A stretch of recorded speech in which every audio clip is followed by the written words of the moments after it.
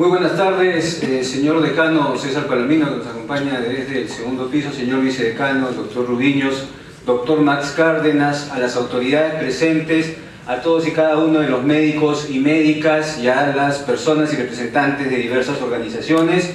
Para nosotros, para nuestra organización, el Foro Salud, es muy importante poder llevar en este escenario, en el 9º Congreso Médico Nacional, nuestro análisis y nuestra propuesta en relación al sistema de salud y a uno de los principales temas que tiene que ver con ello, la relación público-privada.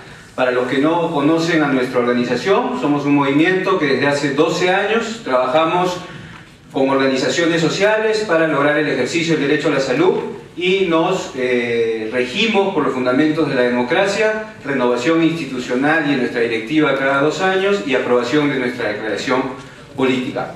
La presentación que tengo esta tarde se titula justamente Sistema de Salud, Relación Público-Privada y Derecho.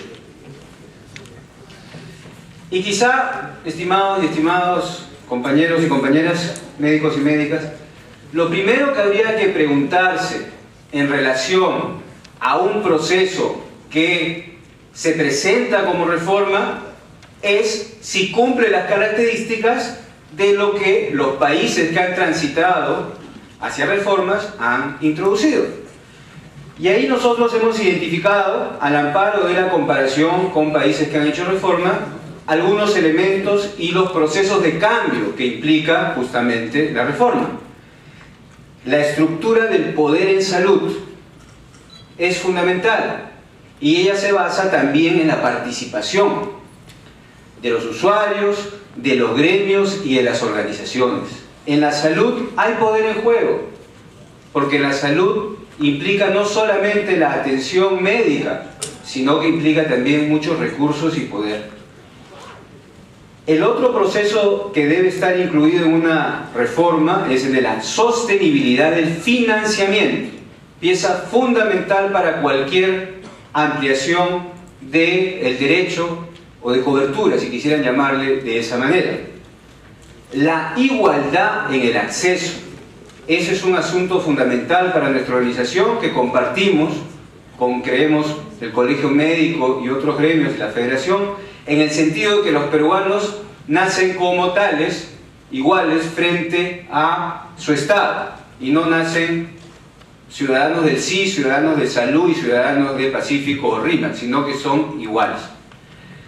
El reordenamiento adecuado del aparato institucional, de la organización y de la gestión del sistema. Esos son aspectos también que involucra una reforma de la salud.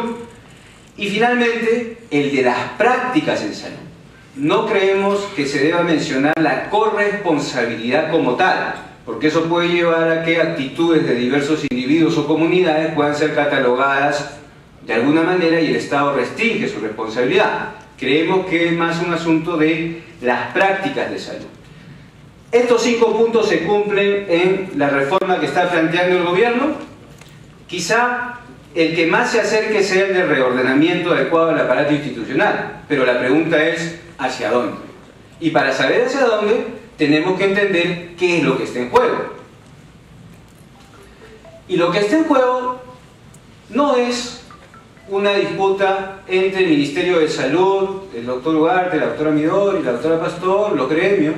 No, esto es una disputa global. La disputa por el ejercicio del derecho a la salud, por su financiamiento, por la consolidación de sistemas, se da desde Estados Unidos hasta Grecia, España, pasando por Perú, aterrizando en China. ¿Y por qué? Porque la salud, además de ser una responsabilidad pública, como el Estado no la puede cumplir íntegramente, entonces genera recursos, genera gran tránsito de recursos hacia instituciones privadas. Y aquí vemos cómo la Fundación Rockefeller ha hecho esta actividad hace muy poco tiempo, en donde se habla con todas sus letras de el mercado de la salud. Y también el más importante foro económico del mundo, el de Davos, en su edición del año pasado, dice con todas sus letras, la industria del cuidado de la salud. Y este foro de Davos tuvo una réplica aquí, el año pasado, en el que también se habló sobre salud. Por primera vez el Foro de Davos introduce a la salud en uno de sus temas principales y le llama industria. Yo le he escuchado mencionar a la ministra de Salud de nuestro país que la salud es una industria. Y nosotros como organización, y creemos los colegios profesionales y los gremios, no compartimos de ninguna manera que la salud pueda ser considerada como una industria. Otra experiencia de discusión reciente es la que se está impulsando en la China con el aseguramiento privado. Bueno, en la China todo es infinito, hasta el aseguramiento privado puede resultar también infinito. Y me he permitido traer esta carátula de un libro publicado en el año 93, porque es un libro peruano, porque la voluntad de privatizar el sistema de salud peruano sí ha existido. Que no se haya logrado consolidar totalmente es otra cosa, que responde a resistencias, que responde a fenómenos particulares de nuestra sociedad, pero sí ha existido. Y en este libro está la materia prima en toda su extensión de cómo siempre desde el año 93 se ha buscado privatizar nuestros sistemas de salud, y ahí está el ejemplo del 2.5% de las EPS en la seguridad social. Pero así como hay organizaciones que impulsan la privatización, como Rockefeller y otros, también hay organizaciones a nivel global que lo critican, como esta institución llamada Oxfam, que señala con todas sus letras que se promocionan seguros de salud que excluyen a la mayoría de personas y dejan atrás a los más pobres.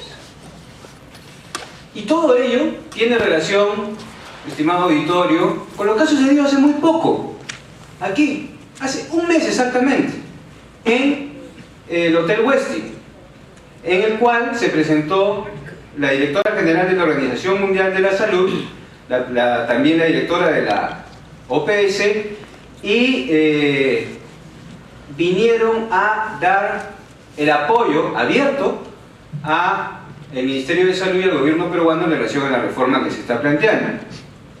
Ahora la OMS ya no está hablando de derecho a la salud, de atención primaria, sino que está hablando de cobertura universal de salud. El asunto, como se ha planteado en la mañana, es ¿qué es la cobertura universal de salud?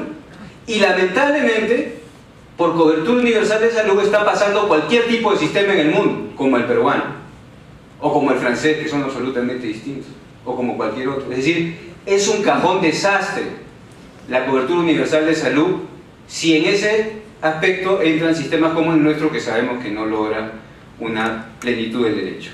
El problema es entonces qué entendemos por CUS y si el apoyo de la Organización Mundial de la Salud es suficiente para emprender ello.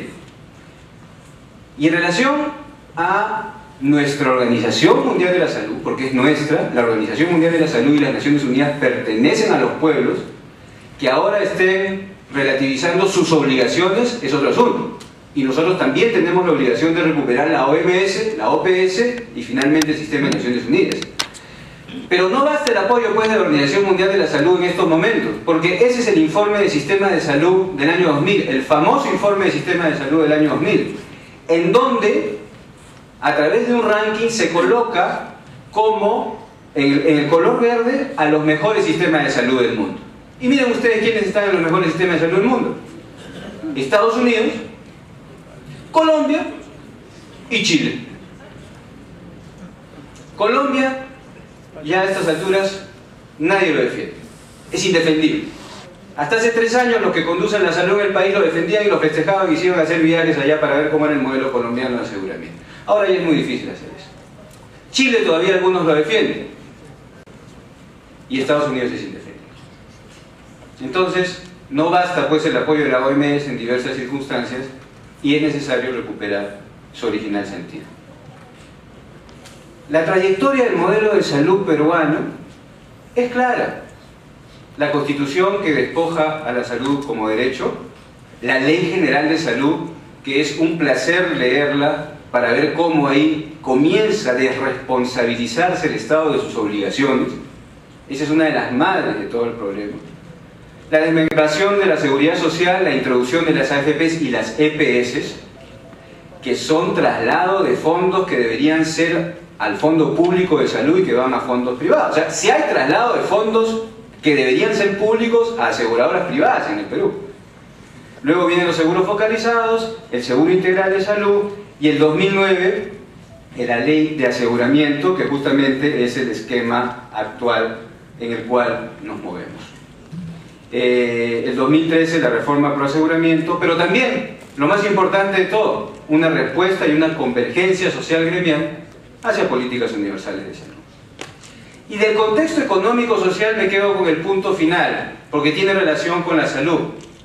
Y es que nuestros países mantienen una presión tributaria de alrededor del 16%. De cada 100 soles que se producen en el país, solo 16 se recaudan para el Estado.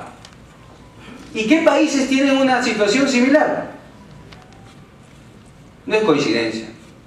No es coincidencia que justamente Colombia, Perú, México, un 11% de recaudación tributaria, y Chile, un poquito más, tengan sistemas de aseguramiento universal. El más claro de todos es el de los colombianos, ¿no? Todos los pobres vengan para aquí. El del aseguramiento universal peruano y mexicano, bueno, no dicen palabras, pero el de Chile también expresa con claridad lo que está en juego, ¿no? Informes de las nuevas 11 enfermedades. Mañana 2 enfermedades más, 3 enfermedades más. La no integralidad se expresa ahí. Es problema de distribución de la riqueza. Y por eso me he permitido traer esta lámina, que es de nuestra realidad. En los últimos años de crecimiento económico, miren ustedes cómo ha crecido la utilidad, que es el excedente, la utilidad, mientras que el salario se ha ido al piso. Y eso tiene que ver con la salud, porque los recursos para la salud pasan por una acción contributiva en nuestro país, pero también por una acción fiscal. Y por eso, cuando alguien osa hablar del sueldo mínimo, lo decapitan, como sucedió hace 2 semanas con el primer ministro. Porque este es uno de los asuntos que debemos enfocar. La salud no puede desenfocarse de la redistribución de la riqueza. Para la salud se necesitan muchos recursos, sí, y hay que hacerse la idea de que se necesitan muchos más recursos, y no decir que el Estado no puede hacerlo, porque el asunto es la producción que tiene nuestro país y cómo abordarla. También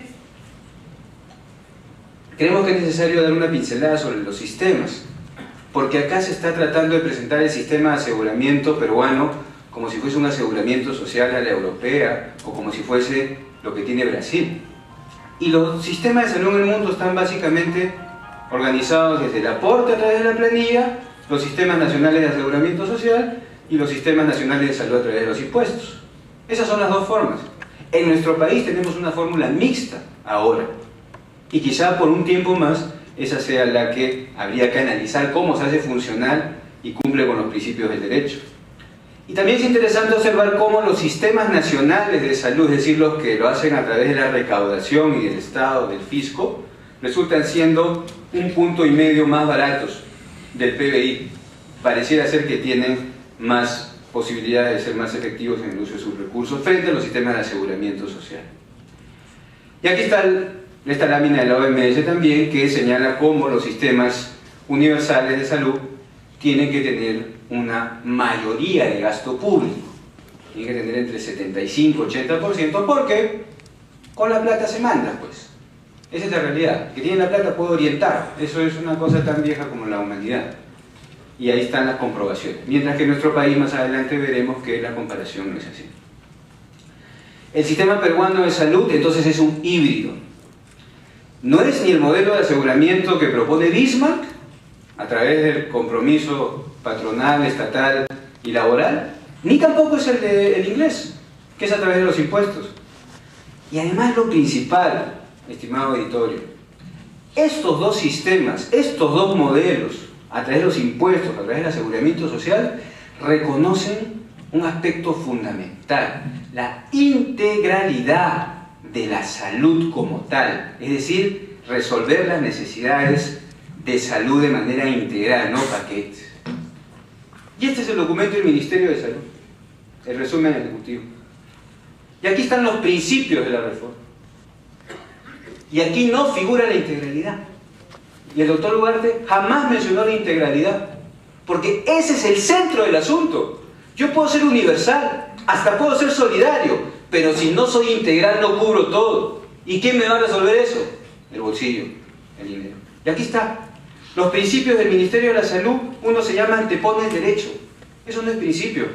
El otro se llama corresponsabilidad. Y el tercero se llama protección financiera. Este documento no tiene principios. La reforma del Ministerio de Salud no tiene principios. Tiene un esquema de protección quizá, pero principios no tiene. Y los sistemas de salud se construyen con cuestiones técnicas, pero sobre la base de principios. Nosotros somos el modelo de pluralismo estructurado, como ayer explicaba esa Cristina Lorea. Como ya no se puede o no se atreven a hablar de la necesaria integración de los sistemas, entonces, como los sistemas son, y hay que tener cuidado con esta palabra, plurales, entonces los estructuramos.